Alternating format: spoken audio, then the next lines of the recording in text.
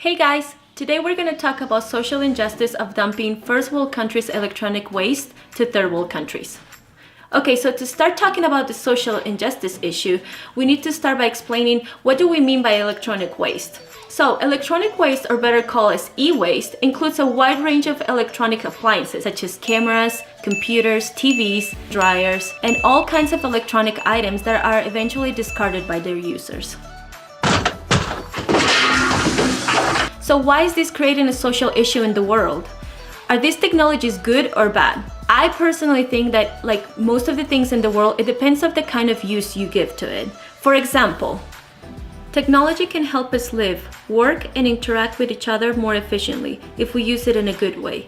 However, in the past few decades, because of the rapid technological advancement in the industrial sector, the trend is to shorten the life cycles of electronics.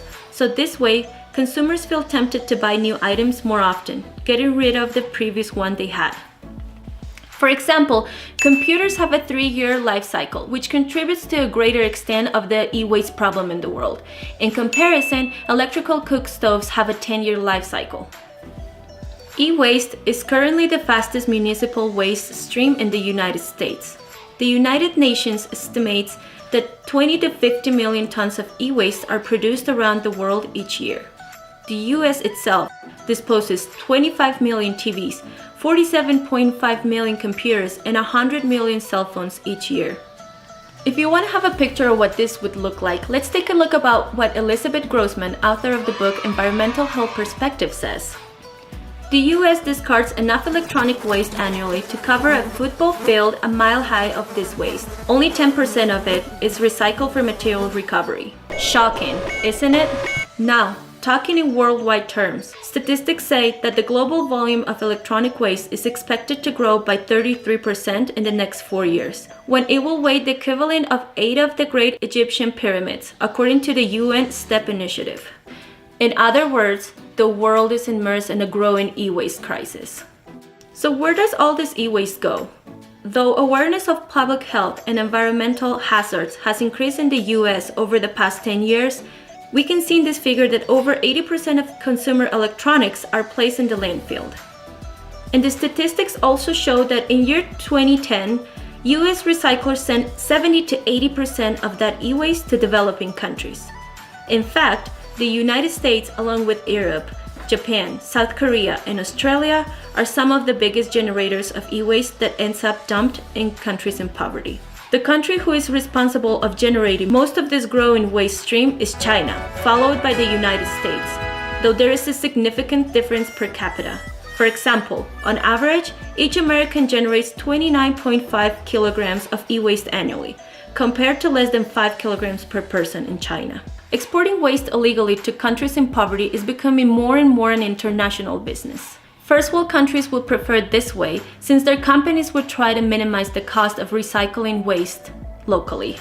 A 2009 New York Times article about this subject says, "The temptation to export waste is great because recycling properly at home is expensive.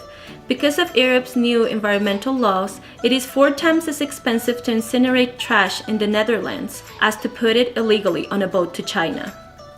In fact, it costs a developed country approximately $2,500 per ton to safely process e-waste. However, developing countries accept imports for as little as $3 per ton, if they even get paid for this.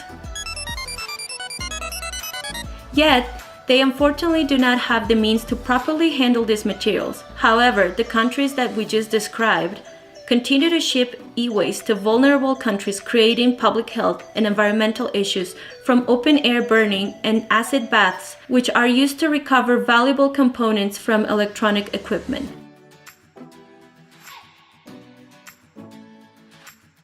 Rotterdam, for example, has unwittingly become Europe's main external garbage chute, sending trash to countries like India and Africa. Up to 100 containers of waste coming from the US arrive each day to Hong Kong, and in July, a shipment of 1,400 metric tons of British household garbage was illegally sent to South America, labeled as clean plastic for recycling. Now let's examine what is the process for this to be happening. Of course, it is easy to sit down here and think how awful that politicians are letting this happen, right? And you're right. But trust me, you and I are part of this problem as well. So as long as you have ever in your life used an electronic device and discarded, you are part of the problem. You who are watching this video, you probably have either an Android or an iPhone, and you've discarded the previous one. That means you are part of the problem in this systematic social injustice. So the entire system we need to check is composed by manufacturers, legislators, consumers, and recyclers. Now remember, all of these components of the system have the power to create change in it, and you and I are at least one of these components. Let's start with the consumers. Individuals have more capacity to discard their electronics to buy new ones more often, but statistics say that several of these items are dumped without recycling. They are discarded along with household waste, and therefore they're subject to no further treatment. So without a strong legislations that sanction me for doing so, I can just be done with the problem with not fault of my own. Now, let's focus on the electronics that we did send to recycle. Though we could say that we have doubled the amount of recycled in 1 decade, approximately 80% of the quantity of waste collected for recycling is exported to countries in poverty, and only 20% are treated in the same country. So as you can see, recycling does not solve the problem. In 2011, in the US, 12 million cell phones were collected for recycling. This is a great number, isn't it? But only represents 10% of the 120 million phones that were purchased that same year. While most of the international waste trade is a legal process sent to qualified overseas recyclers, a great amount is still not. Although it is not illegal to export discarded goods to poor countries, if they are able to be reused or refurbished, a common strategy is to falsely classify and label electronic waste as second-hand goods or used goods so they can be legally shipped. Although these items are not functional, in some places, inspectors uncover unending strategies that are used to sabotage the system of legal waste trade. For example, containers compact with legal goods in front so they can help hide illegal material hidden in the back. It is said that almost 1 in 3 containers leaving the EU that were checked by agents contain illegal e-waste. Once e-waste arrives to poor countries, it is deviated to the black market and camouflaged there as used goods to avoid the extra costs associated with legal recycling. So, what impact does this have in countries in poverty? The most impacted population among these countries are those living in extreme poverty, especially children, sometimes as young as 5, as they are sent by their parents to earn money by burning the plastic of copper wires and or picking up the e-waste with their bare hands to sell. These countries in poverty usually don't have the capacity to recover materials or fix them. Therefore, they dismantle and incinerate the material, jeopardizing both human and environmental health. However, the countries that we just described continue to ship e-waste to vulnerable countries, creating public health and environmental issues from open-air burning, acid baths of waste containing toxic chemicals. Health and environmental issues. Some of the health and environmental issues are related of breathing in air containing these substances, having contact with our skin, drinking, or eating around them exposes to these potential causes of harmful side effects. Eye irritation, bronchitis, susceptibility to respiratory infection, asthma attacks, reduction of oxygen carrying capacity, effects on the central nervous and immune systems, reproductive effects, cancer, effects on the liver and kidney. The toxic fumes inhaled during hazardous recovery and massive plastic scrapyard fires to reduce the volume contain lead and these types of dioxins. The poor quality of this air has a detrimental effect of nearby food markets and also deteriorates the quality of soil in the water, including rivers, lagoons, and even the ocean. We're trying to make a change, but we're not doing it hard or fast enough. The current European laws follow the guidelines of the 1992 Basel Convention. This treaty regulates dangerous exports of waste. In comparison, however, during the Bush administration, the US was one of the few countries that didn't ratify the convention. Therefore, nowadays, most of the trash trade that is currently banned by Europe is still legal in the United States, where laws focus especially on the most hazardous waste. So, what does the Bible say about this social issue? So I really couldn't find a verse talking about e-waste. Shocker, right? But I was thinking that if we had to talk to those in power about the right biblical terms about this social issue, we would just have to tell them to love your neighbor. Sometimes we think our neighbor is the person closest in proximity, and though it includes that factor, neighbors aren't necessarily the people who are the most similar to us in appearance, ethnicity, language, or location. They can be very far from us and have many different looks. However, as human beings, we all have been created at the image of God. And because of that, we all deserve the same treatment with each other. We all deserve to treat each other with the same respect as we would to someone who looks identical to us or that we are related to. Wherever we live in this world, we need to realize that when we discard stuff and dump it away, these things don't simply disappear as we sometimes believe. We need to understand that away actually has a specific location in this planet. And as we saw in this video, it is more than likely that this place is populated by people living in poverty, marginalized, and powerless by a system that oppresses them. The Bible shows us over and over again that we need to take care of the poor and beware of not oppressing them. People in that situation live their daily lives in survival mode, which means they are too desperate to fight back against the toxicity of their reality. Loving our neighbor in this case means that unless we do something about it, our carelessness and ignorance will directly affect the people and environment of those who live away.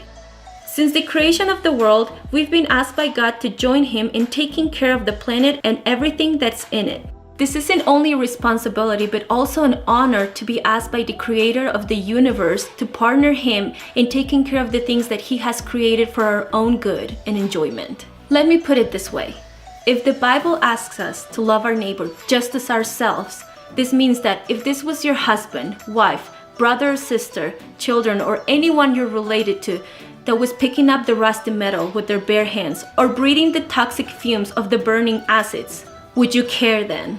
So now you might be asking yourself, what can I do to practically solve this social and environmental justice problem? For this, let's look at Switzerland's e-waste management to give us a great idea of systematic change. Switzerland is the first country in the world with an officially established and operated e-waste management system. Number 1. Legislation regarding e-waste management was introduced in 1998. From it, 2 different e-waste recycling systems are now available in the country. 2. Consumers should be informed about the issues associated with the production of electronics, and with electronic waste, the financing of this system is done through a special recycling charge that is included in the product's price to those who produce it. Number 3. Recycling system. This e-waste is transported to a disassembly facility to disassemble and disinfect. There, the most toxic chemicals are removed and parts are shredded and sorted. This way, less than 2% of the waste ends up in the landfills and has no civil human access. Number 4. Producers are completely responsible for the application and operation of the management of this system. Retailers, manufacturers, and importers are forced to take their products back free of charge and to manage them in an environmentally tolerable way, so some pieces can be used for future technologies. This way, the entire system would be equally involved in whatever power they have to create positive change. In conclusion, electronic equipment is everywhere in our society. They are characterized by a complex chemical composition, and it is difficult to quantify their flows at a local and international level. The pollution that is caused by unjust management of e-waste substantially degrades the environment and public health, mostly in poorer countries who can't defend themselves from abusive decisions from the first world. A report from the United Nations to e-waste states that the current amount of e-waste will increase in 500% in some countries in the next 10 years, as they continue to prosper and consumers can purchase more electronic goods more often. Let's not let this become a reality. Let's act now. Though we have moved forward in the knowledge of this social issue, we can't just settle with that. We need to make a drastic change in our decisions. And remember, our decisions might be individual, but our consequences are not. They affect others. We all have a say in this. We all have power to do something in this system. Just remember, don't stay still.